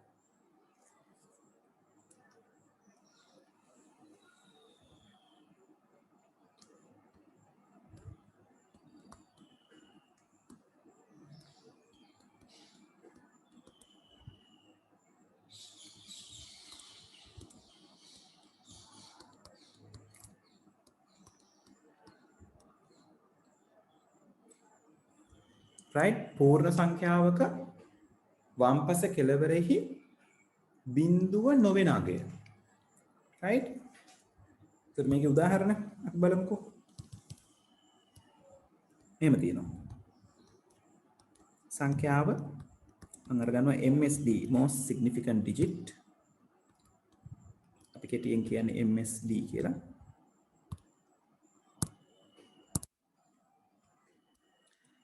right? අපි අර කලින් ගානෙම තිබ්බ උදාහරණ ටිකම අරගමු 25යි 250යි අනේ. අපිට වෙනස් දේවල් ටිකක් ගන්න. 37 most significant digit එක වෙන්නේ 3. මම සංඛ්‍යාවක් ලියුත් මෙන්න මෙහෙම 0.7. 0.7 කියන්නේ 7 කියලා අපි දන්නවනේ නේද? most significant digit එක වෙන්නේ 7. right? ඔයා තනි සංඛ්‍යාවක් ලියුවොත් 5. අපි දන්නවා දැන් least significant digit එක වෙන්නේ 5ම තමයි. most significant digit එක වෙන්නේ 5ම තමයි. right? මෙතනට මම තව variation එකක් ලියනවා. ඒ තමයි මෙන්න මේ දශම සහිත එක්කෙනෙක් දුනත් උදාහරණයක් විදිහට අපි ගත්තොත් 25.25 කියලා 2.7 කියලා. මෙතනත් most significant එක්කෙනා වෙන්නේ. මම මේක 3.7 කරනවා. 25.37 මෙතනත් most significant digit එක වෙන්නේ 2. right? එතකොට මේ දශම සංඛ්‍යාවක් පූර්ණ සංඛ්‍යා කොටසක් තියෙනවා. right? එතකොට ඔන්න ඕකට අපිට කියන්න පුළුවන් වැඩිම වෙසෙසි සංඛ්‍යාංකය most significant digit. අපේ දෙවෙනි වර්ගය තමයි දශම පමණක් පවතින සංඛ්‍යාව. කියන්නේ පූර්ණ සංඛ්‍යාව ශූන්‍ය වෙන එක්කෙනෙක්. දශම පමණක්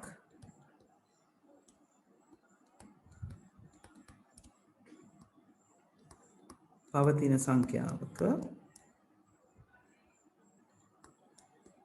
එතනත් මේකම තමයි වම්පස කෙළවරෙහි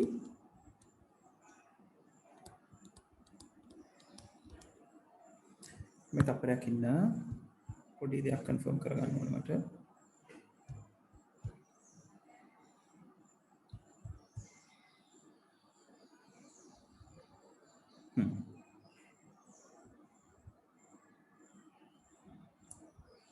වම්පස කෙළවරෙහි බිඳුව නොවන අගය. ඉතින් අර කලින් දේම තමයි. නමුත් මම මෙතන පොඩ්ඩක් විශේෂ කරලා පෙන්නනවා. මොකද අපිට පොඩ්ඩක් මේක සමහර අවස්ථාවලදී පැටලෙන්න පුළුවන් නිසා. අපි පොදුවේ ගත්තොත් නේද most significant digit එක කියලා කියන්නේ වම්පස කෙළවරේ තියෙන ශුන්‍ය නොවන අගය. දැන් මෙතෙන්දි මට පෙන්වන්න ඕනේ මෙන්න මෙහෙම වෙලාවක් 0.0.0.57. කොහොම තිබ්බොත් most significant digit එක වෙන්නේ 5. right? මේකත් එක්ක මම වෙනස පෙන්වන්න ඕගලන්ට 1.0.057ත් අරගන්නම්. මේකේ most significant digit එක වෙන්නේ 1. excuse me sir. ඔබ දෙන්න. සර් ඒ එක වෙන්නේ ඇයි කියලා පොඩ්ඩක් කියලා දෙන්න. එක වෙන්නේ ඇයි කියලාද? පූර්ණ සංඛ්‍යා පැත්ත තියෙනවනේ මෙයාට. එතකොට මේ උඩ අපි කතා කරපු තියරි එක ඇප්ලයි වෙනවා.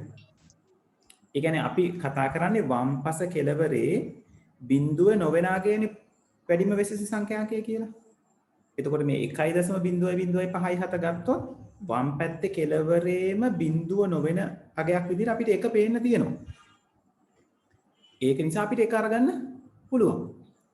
හැබැයි උඩ සංඛ්‍යාවේ 0.0.057 කියන එකේ වම්පස කෙළවරේ බිඳුව ඔයගලන්ට හම්බෙන්නේ දිගටම. එතකොට අපි අරගන්න ඕනේ බිඳුව නොවන අගය වම්පස කෙළවරේම තියෙන. තේරුණාද? එතකොට දෙකේම ගන්න බිඳුව ඔව් සර්. නගේනේ. thank you sir. ඔව්. හරියට හරි. තේරුණා සර්. දෙකේම අපි බලන්නේ බිඳුව නොවන අගය තමයි. නමුත් මෙතනදී සමහර වෙලාවට සමහර අය පටල ගන්නවා මේ දශම පැත්තට ගියාම සමහර අය වරදවා දශම පැත්තේ තියෙන බිඳුව වැඩිම වෙසසි වෙන්න පුළුවන් කියලා හිතන තැන් එනවා. ඒකයි මට මේක වෙන කරලා පෙන්වන්න උවමනා වුනේ. right? හරි. අපි ඊට ටක් ගාලා මේකත් ලියාගමු. සර් තව එක්සැම්පල් එකක් දෙන්න වරකට. මේකටද? හා. ඒකට අපි අරගමු මෙහෙම එක්සැම්පල් එකකුත් 0.3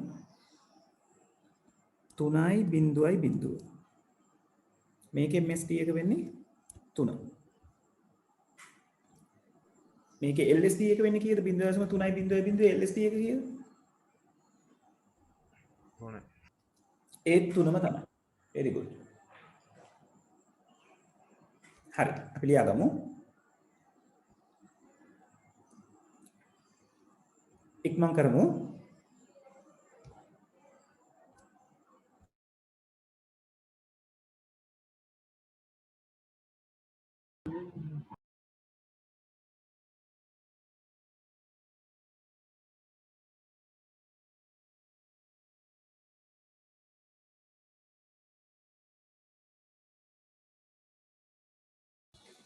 ඔව් පුතේ.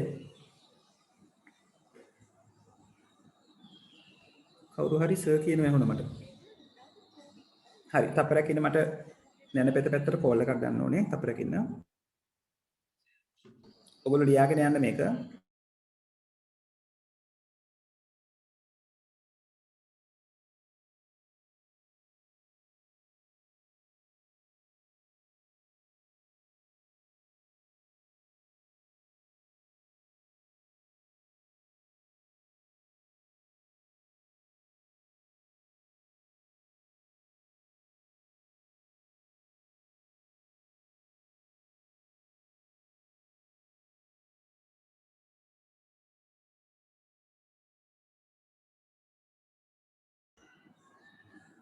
මම දැන් ස්ක්‍රීන් එක පොඩ උඩට ගන්නවා.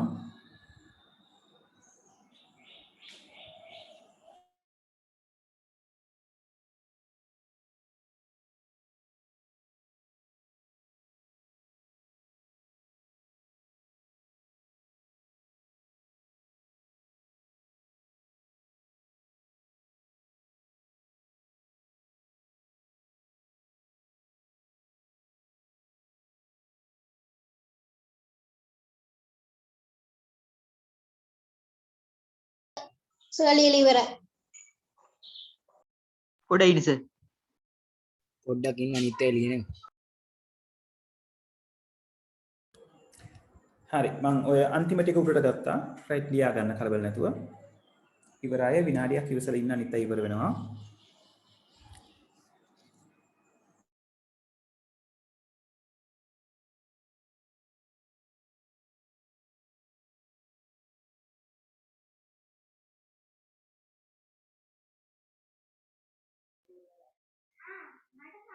මෙයාලා මර වහිනකොට කරන ඒවා පොඩ්ඩන්න කියලා දෙන්න මං ඒ දවල්ට ඊට පස්සේ ඉන්න ගමන් කරන්න පුළුවන් මෙයාට අර බහුවචන ඒවා චුට්ටක් කියලා දෙන්න මට ඉන්න ගමන් එතකොට ඉෂිත මයික් එක ඉෂිත මයික් ඔෆ් කරේ.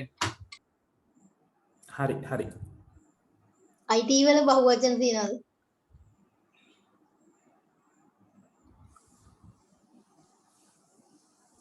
හරි ඉවරද?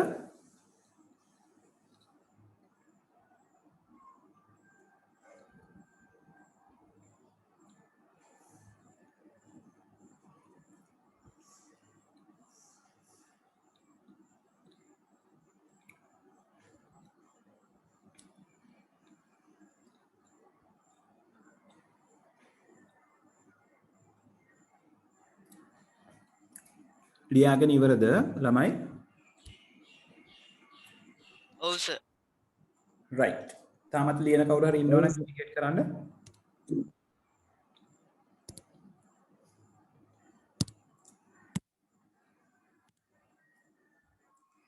හරි. රයිට්. අපි ඉස්සරහට යමු. දැන් ඕගොල්ලෝ දැන් දන්නවනේ මේ අඩුම වෙසෙසි සංඛ්‍යාංකය වැඩිම වෙසෙසි සංඛ්‍යාංකය කියන එක ගැටුව ලියා ගන්න. රයිට්. දැන් මේක ඕනම සංඛ්‍යා පද්ධතියකට ඇප්ලයි කරන්න පුළුවන්. රයිට්. උදාහරණයක් විදිහට ඔයාලට මම අෂ්ටමයේ සංඛ්‍යාවක් දුන්නොත් ඒ ඕනම සංඛ්‍යාවක වැඩිම වෙසෙසි සංඛ්‍යාංකය කියලා කියන්නේ පූර්ණ සංඛ්‍යාවක් නම් වම් අත පැත්තේ කෙළවරේම තියෙන වම් අත පැත්තේ කෙළවරේ බිඳුව නොවන සංඛ්‍යාව දශමයේ සංඛ්‍යාවක් නම් එතනදී අපි සැලකිලිමත් වෙන්න ඕනේ වම් අත පැත්තේ කෙළවරේ ඒකෙත් ශූන්‍ය නොවන නැත්නම් බිඳුව නොවන අගය තෝරගන්න. දශම විතරක් තියෙන එක. අඩුම වෙසෙසි සංඛ්‍යාංකයේ පැත්ත ගත්තොත් පූර්ණ සංඛ්‍යාවක් නම් දකුණු පැත්තේ කෙළවරේම තියෙන සංකේතය ඒක බිඳුවද වෙන අගයක්ද කියන එක ගැටලුවක් නැහැ. දශම සහිත සංඛ්‍යාවක නම් දකුණු අත පැත්තේ කෙළවරේ තියෙන බිඳුව නොවන අගය. right ඕක ඕනම සංඛ්‍යා පද්ධතියකට ඔය කියන සංකල්පය පොදුයි. right දශමයේ සංඛ්‍යා පද්ධතිය විතරක් නෙවෙයි. හරි. right මට මේ අර සංඛ්‍යා පද්ධති ටික හඳුන්වලා දුන්නායින් පස්සේ පොඩි ප්‍රැක්ටිකල් එකක් කරනවා මම මෙතන අනිත් ටැබ් එක මට ඒක ඔයගොල්ලොත් එක්ක කරන්න බැරි වුණා. right මට කියන්න බලන්න right මට කියන්න බලන්න මෙන්න මේ දේවල් වලට උත්තර ටික සර් කියපු දේ අහුන්නේ නැහැ. හරි ඌස ඇහුන්නේ නැහැ. හරි මගේ කනෙක්ෂන් එකේ පොඩි එකපාරට ඩ්‍රොප් එකක් ආවා ඒක නිසා right හරි මම කීයේ හිටියේ අර සංඛ්‍යා පද්ධති ගැන කතා බහ කරයින් පස්සේ මම පොඩි ප්‍රශ්නයක් අහනවා වෙනදාට පන්තියේ මට ඒක අහන්න අමතක වුණා ඔයගොල්ලොත් එක්ක right මෙන්න මේක මම මේ අහන ප්‍රශ්නේ ඔයගොල්ලෝ දැන් මේ සංඛ්‍යා පද්ධති වල සංකේත ටික දන්නවනේ මෙහෙම ලියාගත්තානේ right මට කියන්න බලන්න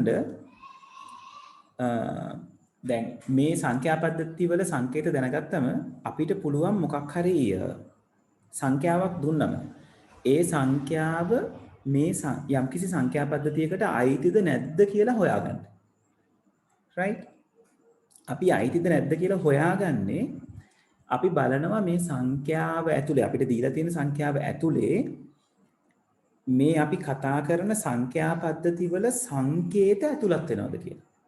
එතකොට මේ සංඛ්‍යාව ඇතුලේ තියෙන සංකේත අපි සලකනු ලබන සංඛ්‍යා පද්ධතියක් ඇතුලේ. ඒ ඔක්කොම සංකේත ටික තියෙනවා නම් අන්නේ අපි කියන සංඛ්‍යාව ඔය අදාළ සංඛ්‍යා පද්ධතියට අයිති කියලා අපිට අරගන්න පුළුවන්. right එතකොට මම කිව්වොත් ඔයගලගෙන් මම අහුවොත් මෙන්න මේ සංඛ්‍යාව 101 මේ කියන සංඛ්‍යාව මොන සංඛ්‍යා පද්ධතියටද අයිති වෙන්න පුළුවන්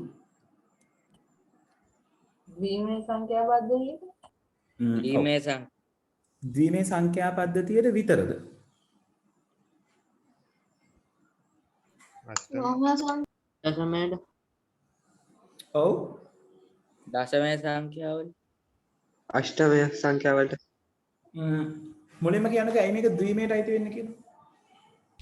එකයි බිඳුව බිඳුවයි විතරයි එකයි තියෙන්නේ. 0.1යි තියෙනවා. එතකොට දැන් අෂ්ටමයකට අයිති කියලා එක්කෙනෙක් කිව්වනේ. ඇයි අෂ්ටමය අයිති වෙන්නේ? 0.1යි තියෙනවා. 0.1යි තියෙනවා. ඕගොල්ලෝ බැලුවොත් 0.1 කියන එක හැම සංඛ්‍යා පද්ධතියකම තියෙනව නේද?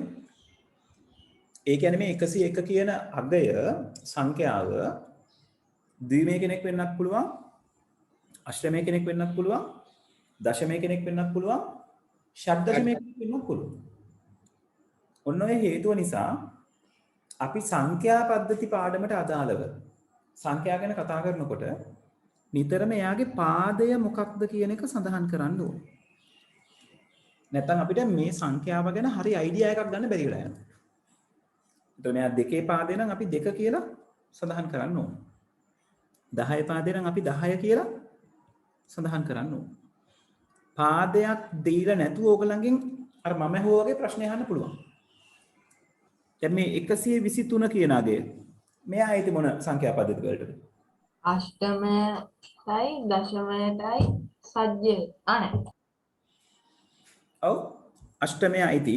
ඔව් හොඳයි 1 2 3 තියෙනවා අෂ්ටමයේකේ. දශමය කොහොමද අයිති? දශමයට ෂඩ්දශමයට අයිති නේද? 123 කියන අගය තියෙනවානේ. 1 2 3 කියන ඉලක්කම් 3 ඔය කියන පද්ධති තුනේම තියෙනවා. ද්විමයට අයිති වෙන්නේ නැහැ. මොකද්ද හේතුව? 2 සහ 3 කියන සංකේත ද්විමේ සංඛ්‍යා පද්ධතියේ නැහැ. right? එතකොට මෙයා වයිති වුණා සංඛ්‍යා පද්ධති 4ටම නේද? ද්විමය, දශමය, අෂ්ටමය, ෂඩ්දශමය. මෙයා අයිති උනේ අෂ්ටමය, දශමය සහ ෂඩ්දශමය. මෙයා කාටද අයිති?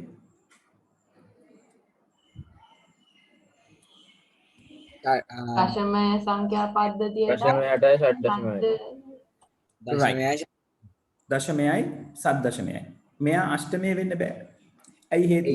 ඒක අන්තිම ඔව් 8 කියන එක අෂ්ටමයකේ නෑ. right? එතකොට මේ වගේ කෙනෙක් ඇහුවොත් ෂඩ්දශමය බොහොම පැහැදිලිව ෂඩ්දශමය විතරයි. මොකද කැපිටල් ලකුරක් ආවා කියලා කියන්නේ ෂඩ්දශමය ෂඩ්දශමයේ පැත්තට තමයි අයිති වෙන්නේ. right? හොඳයි. ඔන්න ඔය දේවල් ටික මතක තියෙන්න ඕනේ අපි ඉස්සරහට දේවල් ටික කරගෙන යනකොට. right? ලබන සතියේ අපි කතා බහ කරනවා අර වැඩිම වෙසෙසි සංඛ්‍යාංකය අඩුම වෙසෙසි සංඛ්‍යාංකය බේස් කරගෙන වැඩිම වෙසෙසි බිටුව අඩුම වෙසෙසි බිටුව කියලා කතා බහ කරන තැන. ඉතින් ඒක මහ ලොකු දෙයක් නෙවෙයි. මේ බිට් කියන වචනේ අපි පාවිච්චි කරන්නේ ද්විමේ සංඛ්‍යා පද්ධතියට. මොකද ඒ 1 සහ 0 අපි බිට් එකක් කියලා තමයි කම්පියුටින් වලට අදාළව අපි කතා බහ කරන්නේ. ඉතින් මේ ද්විමේ සංඛ්‍යාවක අඩුම වෙසෙසි සංඛ්‍යාංකය සහ වැඩිම වෙසෙසි සංඛ්‍යාංකයට විශේෂ නමක් දීලා තියෙනවා. අඩුම වෙසෙසි බිටුව සහ වැඩිම වෙසෙසි බිටුව කියලා. හැබැයි මේක හොයන ක්‍රමේ එකම විදිහයි. right? ඒකට අපි ඒකට අදාළව උදාහරණ ටිකක් ලියාගෙන ඊට පස්සේ තියෙනවා සංඛ්‍යා පද්ධතිය අතර පරිවර්තනය කිරීම කරන්න. එතන තමයි ඔයගලන්ට calculations සම්බන්ධ වෙන්නේ. right? ඒ ටික අපි ඉගෙන ගන්න ඕනේ. ඒක ඉගෙන ගත්තම number system පාඩම ඉවරයි.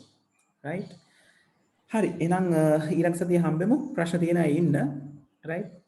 ප්‍රශ්න නැති කට්ටිය ඩිස්කනෙක්ට් වුණාට ගැටලුවක් නැහැ.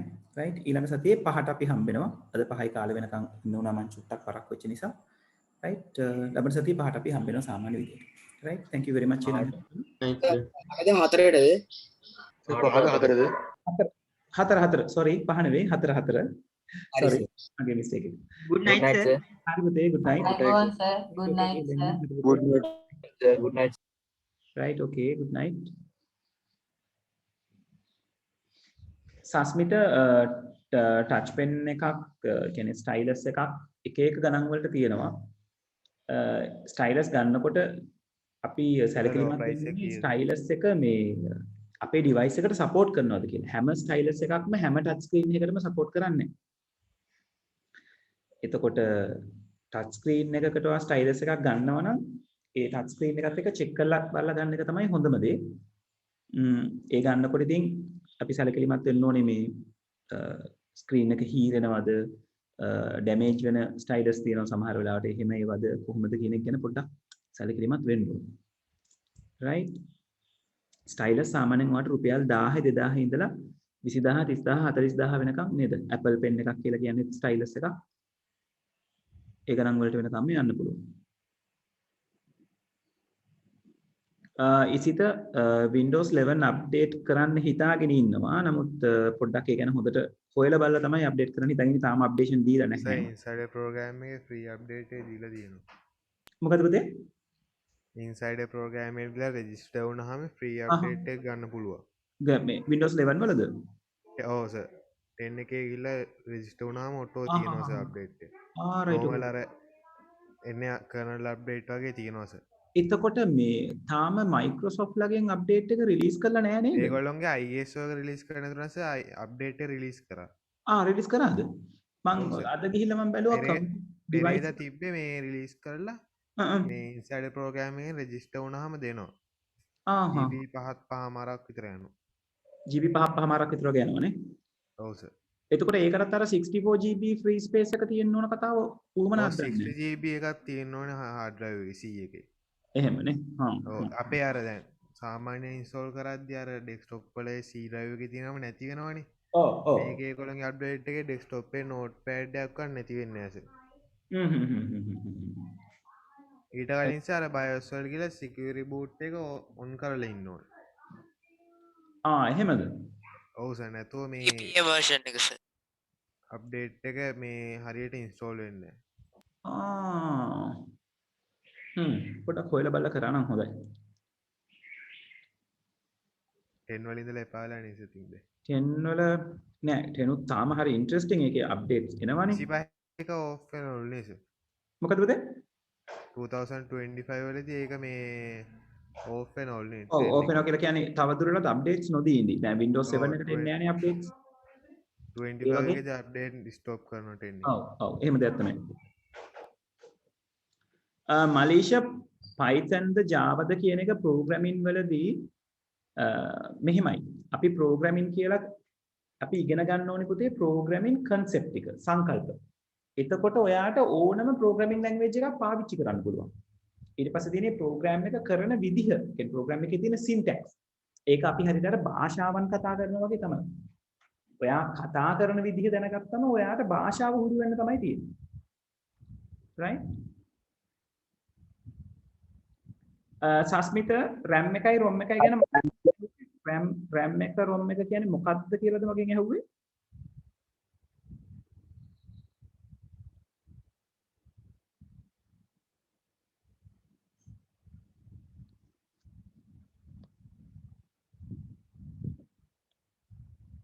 සස්මිත RAM එක කියලා කියන්නේ අපේ සාමාන්‍ය random access memory එක. අපි memory කියලා කතා කරන්නේ කම්පියුටර් එකේ. ඒක ROM කියලා කියන්නේ read only memory. ඒක අපේ motherboards වලට connect වෙලා යන IC එකක්. ඒක ඇතුලේ තියෙනවා කම්පියුටර් එක boot වෙනකොට කම්පියුටර් එකේ මොන මොන දේවල්ද සලකා බලන්න ඕනේ කියලා පොඩි ප්‍රෝග්‍රෑම් එකක්. ඒක තමයි අපි ROM කියලා කියන්නේ. ප්‍රධාන වශයෙන්. තව ROMs තියෙනවා. ඒ ROM එක කියලා අපි සාමාන්‍යයෙන් කතා කරන්නේ ඒකට. මනින්දු උදේ තප්පරකින් මට කෝල් එකක් එනවා. හලෝ.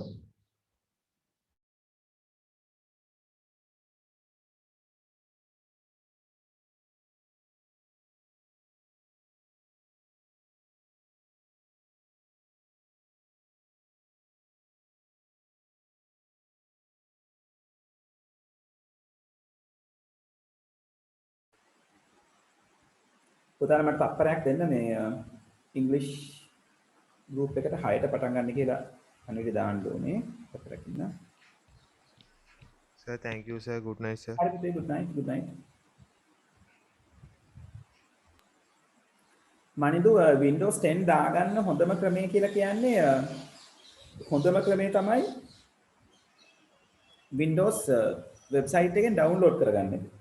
ඩවුන්ලෝඩ් කරන් ඒ සෙටප් එක රන් කරන එක තමයි හොඳම විදිහ.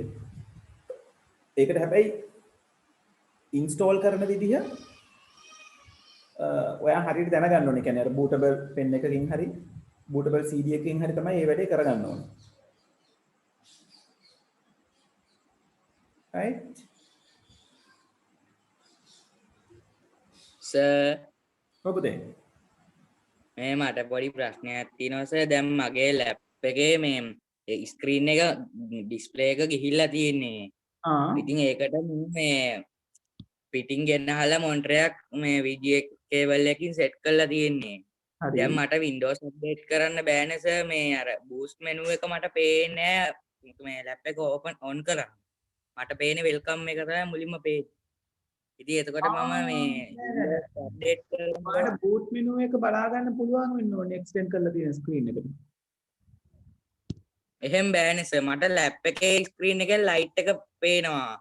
ඒ කියන්නේ ඒක ඇතුලේ තියෙන එළිය එනවා.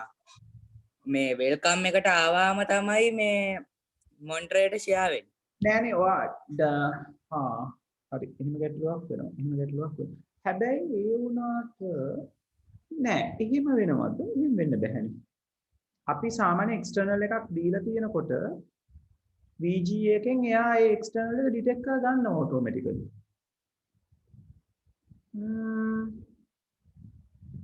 ඔයා අර delete key එක හරි එහෙම ඔබලා බලලා තියෙනවද? delete එක හරි F12 එක හරි try කරලා බලලා තියෙනවද? ඒ කියන්නේ boot menu එක ගන්න.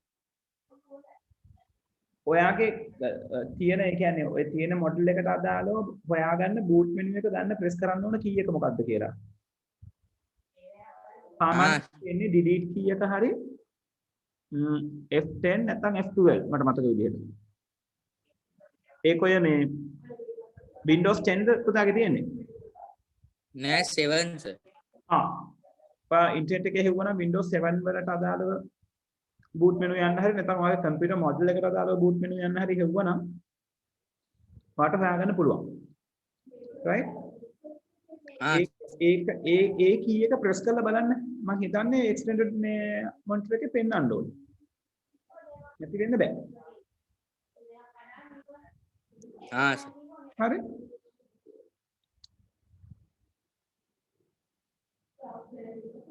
සස්මිත කීබෝඩ් එක යූස් කරාට බටන්ස් කැඩෙන්නේ නැහැ. ඉතින් අපි බටන්ස් කැඩෙන්නේ අපි ඕනකට වඩා ප්‍රෙස් කරාම. දැන් ඔය අපි ගේම් මෙහෙම ගහනකොට නේද? කාර් ගේම්ස් ගහනකොට කාර් එක හයියෙන් යන්න කියලා බටන් එක හයියෙන් ප්‍රෙස් කරන වෙලාවල් තියෙනවනේ. ඒ වුණාට කාර් එක හයියෙන් යන්නේ නැහැ. නමුත් අර ඒක එන්නේ අපේ අර ගේම් එකේ අපිට එන ආවේගයත් එක්කනේ.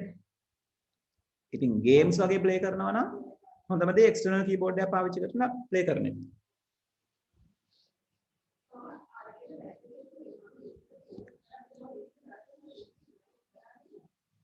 හරි? right. එහෙනම් සෙෂන් එක එන්ඩ් කරමුද? ඔව් කාලයක් යද්දි බටන් සවුත් වෙනවා. ඒක අහන දෙයක් නෑ. right? හැබැයි එතන ඔයා කම්පියුටර් එක බොහොම පරිස්සමට පාවිච්චි කරනවා නම් එහෙම ලේසියට බටන් සවුත් වෙන්නේ නැහැ. ඒ කියන්නේ ඔය ගොඩාක් වෙලාවට බටන් සවුත් කරගන්නේ ඔයගොල්ලෝ කම්පියුටර් එක පාවිච්චි කරන වෙලාවට කන බොන දේවල් කරනවා. එතකොට ඕකට පොඩි පොඩි කෑලි වැටෙනවා. වැටෙනම කූඹි රිංගනවා. කූඹි අර බටන් එකේ යට තියෙන සිලිකා ජෙල් එක කනවා. ඒගොල්ලන්ට ඒක හොඳ රස ආහාරයක්. right? එතකොට තමයි බටන් සවුල් වෙන්නේ. right? චාරිත i5 කියන ප්‍රොසෙසර් එක හොඳයි. ඒක HP ද Dell ද කියන එක මත තීරණය වෙන්නේ නැහැ. i5 ප්‍රොසෙසර් එක හොඳ ප්‍රොසෙසර් එකක්. ඒකට සාමාන්‍යයෙන් i5 ප්‍රොසෙසර් එකත් එක්ක RAM එක at least 4GB නැත්නම් 8GB නම් වඩා හොඳයි. හරි sir. thank you good night sir. හරි good night. කීබෝඩ් එක නිකම්ම තිබ්බොත් අවුල් වෙන්න පුළුවන් සස්මිත. මොකද අපි සාමාන්‍යයෙන් පාවිච්චි කරන්නේ නැතුව තිබ්බම ඕනම දෙයක් දිරන්න ගන්නවා. right? يعني ගොඩක් කල් පාවිච්චි කරන්නේ නැතුව තිබ්බොත්. right?